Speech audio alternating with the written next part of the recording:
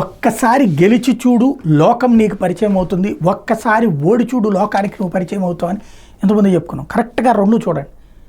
జింబాబ్వేతో మొదటి మ్యాచ్లో ఓడగానే లోకానికి పరిచయం అయిపోయింది. ఇంకేముంది, అయిపోయింది మనోళ్ళ పరిస్థితి, సీనియర్లను పక్కన పెట్టేసి ఎట్లా పెడతారు అన్నటువంటి చర్చ వచ్చేసింది. బట్ ఒక్కసారి గెలిచి చూసింది, అంటే ఓడి చూడగానే తిట్టేయడం బిగించేశారు.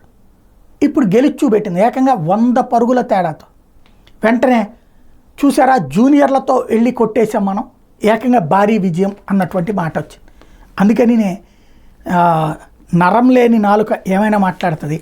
కానీ ఒక గొప్ప విశేషం ఏంటంటే ఒక్క రోజులో మొత్తం మార్చి పడేసింది. యువభారత్ బలంగా పుంజుకుంది. జింబాబ్వేతో తొలి టీ20లో అనూహ్య పరాజయం చూసినటువంటి సుబ్మన్ బృందం రెండో టీ20లో అన్ని విభాగాల్లో తిరుగులేని ఆధిపత్యాన్ని ప్రదర్శిస్తూ ప్రత్యర్థిని చిత్తుగా ఓడించింది. తన తొలి అంతర్జాతీయ టీ20లో డకౌట్ అయిన ఓపెనర్ అభిషేక్ శర్మ విధ్వంసక బ్యాటింగ్తో 46 బంతులు సెంచరీ కొట్టేశాడు.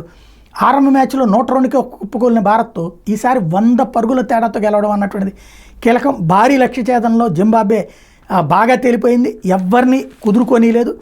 అదే సందర్భంలో తొలి మ్యాచ్లో పేలవ బ్యాటింగ్తో ఒప్పుకోలేని టీమిండియా మాత్రం ఈసారి అదరగొట్టడం. అందులో ఓపెనర్ అభిషేక్ శర్మ హైలైట్ ఆట. ఏడాది ఐపీఎల్లో విధ్వంసక బ్యాటింగ్తో అందరిని ఆకర్షించిన అతను కాస్త ఇప్పుడు జింబాబ్వే మీద అదే ఆటను పునరావృతం చేశాడు.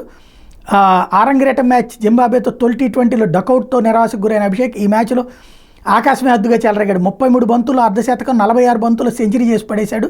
అంటే 13 బంతులు 50 కొట్టి పడేశాడు అనమాట.